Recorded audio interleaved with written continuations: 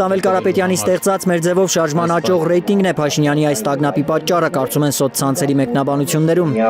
Սեպտեմբերի սկզբին էր հայտնի, որ բարերար Սամվել Կարապետյանի նոր ուժի վարկանիշը գրեթե 5 անգամ աճել է ըստ սոցհարցումների։ Ինքը Փաշինյանը սոցհարցումներին լուրջ չի վերաբերվում, նույնիսկ քաղաքական օպոնենտ չի համարում Սամվել Կարապետյանին։ Շատ անձը չի կարող քաղաքական օպոնենտ լինել, այն պարզ պատճառով, որ քաղաքական օպոնենտ առավել եւս ընտրությունների համատեքստում պետք է լինել падգամավորի թեկնածու, առնվազնը չի կարող լինել падգամավորի թեկնածու։